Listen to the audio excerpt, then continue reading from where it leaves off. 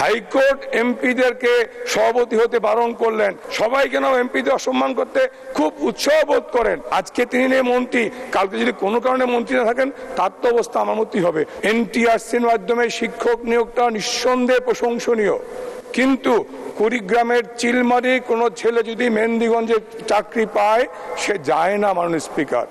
মেহেন্দিগঞ্জের কেউ যদি পার্বত্য চট্টগ্রামে চাকরি পায় সে যায় না। এই কারণে শিক্ষক নিয়োগ হওয়ার পরেও শিক্ষা কার্যক্রম ব্যাহত হচ্ছে।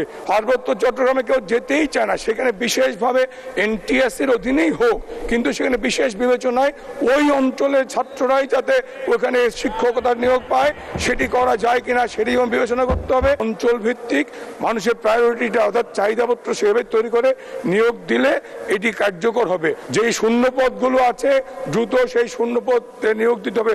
লাস্ট বক্তৃতায় আমি বলেছিলাম আমার বাজেট বক্তৃতায় যে মাননীয় প্রধানমন্ত্রী প্রতিটি উপজেলায় একটি করে স্কুল কলেজকে সরকারি করে দিয়েছেন। আরেকটা কথা মাননীয় স্পিকার, বিগত 100 বছরে যখন মাননীয় শিক্ষামন্ত্রী ছিলেন দিবুমণি আপা এবং নোবেল সাহেব ছিলেন প্রতিমন্ত্রী, হাইকোর্ট এমপিদেরকে সভাপতি হতে বারণ করলেন। বারবার বলেছিলেন, এমপি সাহেবরা প্রস্তুত করেছিলেন, দিবুমণি আপা বলেছিলেন শিক্ষামন্ত্রী আমরা মামলা করব, হাইকোর্টে মামলার এগেইনস্টে আপিল করব, কি করব।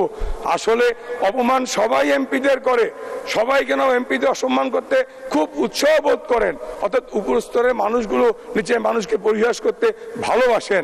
আমি জানি না মাননীয় শিক্ষামন্ত্রী মহোদয়, যেই হাইকোর্টের অর্ডারটা আছে এমপিরা কোনো শিক্ষা প্রতিষ্ঠানের কি বলে সভাপতি হতে পারবেন না, তার এগেইনস্টে আদৌ কি তিনি আপিল করেছেন কিনা। আজকে তিনি নেই মন্ত্রী, কালকে যদি কোনো কারণে মন্ত্রী না থাকেন তার তো অবস্থা আমার মতোই হবে। দিবুমণি আপা আজকেও মন্ত্রী, সামনের বার না থাকেন, সেই কারণে বলছি মাননীয় স্পিকার সেটার বিরুদ্ধে আইনত পদক্ষেপ নেওয়া হোক।